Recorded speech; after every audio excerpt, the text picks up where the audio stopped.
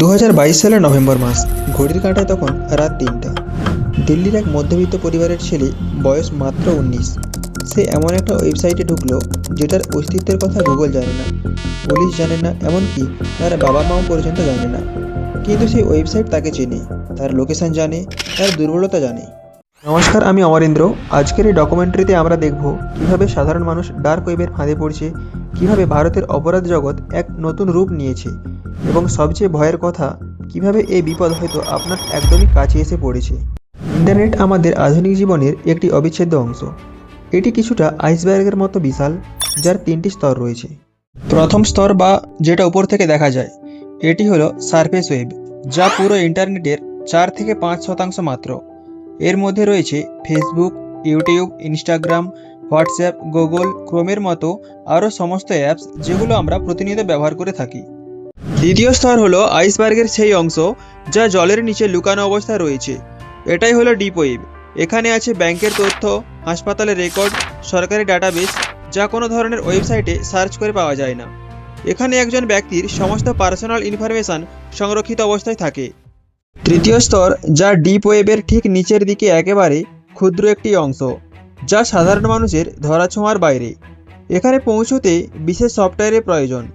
সবচেয়ে পরিচিত নাম হলো টর ব্রাউজার। এখানে ব্রাউজার ব্যবহারকারীর পরিচয় এবং আইপি অ্যাড্রেস লুকানো অবস্থায় থাকে, যা ট্র্যাক করা প্রায় অসম্ভব হয়ে পড়ে।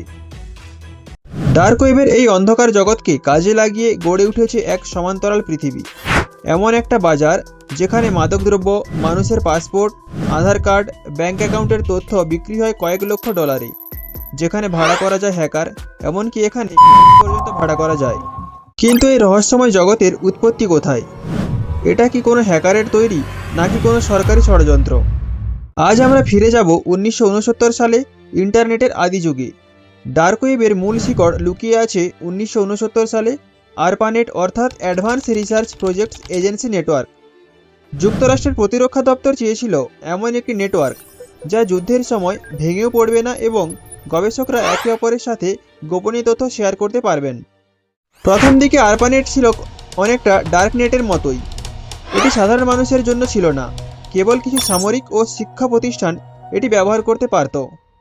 কিন্তু 70-এর দশকে স্ট্যানফোর্ড এবং এমআইটির ছাত্ররা এই নেটওয়ার্ক ব্যবহার করে প্রথম অনলাইন বাণিজ্য ও মাদকের লেনদেন করেছিল বলে ধারণা করা হয়।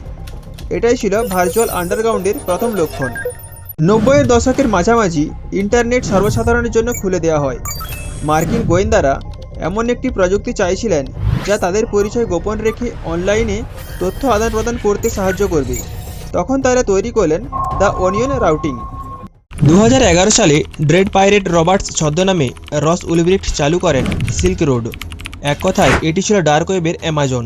অস্ত্র, মাদকদ্রব্য, নকল পাসপোর্ট সবই পাওয়া যেত এক ক্লিকে। আর লেনদেনের জন্য ব্যবহৃত হতো রহস্যময় কারেন্সি বিটকয়েন। বিটকয়েন আসার পর ডার্ক ওয়েব হয়ে ওঠে অপ্রতিরোধ্য, কারণ এখানে লেনদেন ট্র্যাক করা প্রায় অসম্ভব। 2013 সালে এফবিআই সিল্ক রোড বন্ধ করে দেয়, কিন্তু ডার্ক ওয়েব শেষ হয়ে যায়নি। এখন আলফাওয়ে, হাইড্রার মতো নতুন নতুন মার্কেট প্লেস তৈরি হয়েছে। এটি এখন সাইবার অপরাধী, হুইসেল ব্লোয়ার এবং গোপন তথ্য পাচারকারীদের প্রধান আড্ডাখানা। এখন সবথেকে বড় প্রশ্ন হলো, ভারত কি এই জগৎ থেকে দূরে আছে? উত্তরটা হচ্ছে একদমই না। 2019 সাল, কেরালার তিরুবনন্তপুরম। স্থানীয় পুলিশ এক তরুণ যুবককে গ্রেপ্তার করে। ওই যুবকটি বিক্রি করেছিলেন এমডিএমএ, যা একটি শক্তিশালী কৃত্রিম মাদকদ্রব্য, যা সাধারণত এক্সটাসি বা মলি নামে পরিচিত। কিন্তু কোথায় বিক্রি করছে? কোনো রাস্তায় নয়, কোনো গোপন আস্তানায় নয়, সে বিক্রি করছে ডার্ক ওয়েবে।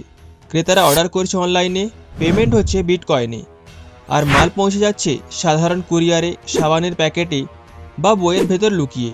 এটা ছিল ভারতের ডার্ক ওয়েব ভিত্তিক মাদক পাচারের প্রথম বড় মামলাগুলোর একটি। কিন্তু একবার ভাবুন তো, আপনার ফোনে এখন কি কি আছে?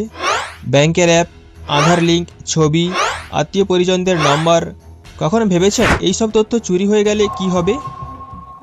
ডার্ক ওয়েবে আজকে ভারতীয় নাগরিকদের ডেটার একটি বিশাল বাজার তৈরি হয়েছে। সাইবার নিরাপত্তা গবেষণা সংস্থা ক্লাউডসেকের রিপোর্ট অনুযায়ী ভারত বিশ্বের সবচেয়ে বেশি ডেটা লিক হওয়া দেশগুলোর মধ্যে একটি। 2022 সাল থেকে 2024 সালের মধ্যে কোটি কোটি ভারতীয় ব্যক্তির তথ্য ডার্ক ওয়েবে বিক্রি হয়েছে। কিন্তু কিভাবে এই তথ্য চুরি হয়? কখনো বড় কর্পোরেট হ্যাকের মাধ্যমে, কখনো ফিশিং লিংকের মাধ্যমে। যেই মেসেজটা আপনি ভাবলেন ব্যাংক থেকে এসেছে, সেটা আসলে হ্যাকারের ফাঁদ। কখনো বা আপনার নিজের ফোনের কোনো অ্যাপ গোপনে আপনার তথ্য বিক্রি করে দিচ্ছে। একবার এই তথ্য গেলে আর ফেরত আসে না। আর এই চুরি হওয়া তথ্য দিয়ে কি হয় জানেন? কিছু তথ্য বিক্রি হয় পরিচয় জালিয়াতির জন্য, কিছু তথ্য দিয়ে আপনার নামে লোন নেওয়া হয়, আপনার নামে ব্যাংকে অ্যাকাউন্ট খোলা হয়, আপনার নামে সিম কার্ড তোলা হয়, পরে সেটা ব্যবহার করা হয় আরও বড় অপরাধী। 2023 সালে রাজস্থানের এক কৃষক দেখলেন তার আধার কার্ড ব্যবহার করে কেউ দিল্লিতে একটি ব্যাংক অ্যাকাউন্ট খুলেছে। সেই অ্যাকাউন্ট দিয়ে কোটি টাকার প্রতারণা হয়েছে। পুলিশ এসে তার দরজায় কড়া নাড়ল, কিন্তু বাস্তবে সে কখনো দিল্লি যায়নি, তবুও সে অভিযুক্ত হলো। কিন্তু ডার্ক ওয়েবের সবচেয়ে ভয়ঙ্কর অধ্যায় হলো মানব পাচার। এটা শুনতে অন্য কোনো দেশের বলে মনে হয় এটা অন্য কোথাও হয়, আফ্রিকা, দক্ষিণ পূর্ব এশিয়ায়, কিন্তু ভারতে নয়। ন্যাশনাল ক্রাইম ব্যুরোর তথ্য বলছে ভিন্ন কথা। ভারতে প্রতি বছর হাজার হাজার মানুষ পাচার হয়।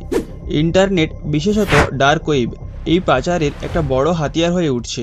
কিন্তু কিভাবে এই তথ্য কাজ করে? প্রথমে টার্গেট বাছা হয় সোশ্যাল মিডিয়ায়। অভাবী পরিবারের মেয়ে, চাকরির খোঁজে থাকা যুবক, এদের টার্গেট করা হয়। তারপর একটা ভালো চাকরির লোভ দেওয়া হয়। তারপর শুরু হয় আসল খেলা। আপনি এখন হয়তো ভাবছেন, এই ডার্ক ওয়েব তো শুধু বড় অপরাধীদের জায়গা, সাধারণ মানুষের কি সম্পর্ক? কিন্তু সম্পর্ক আছে।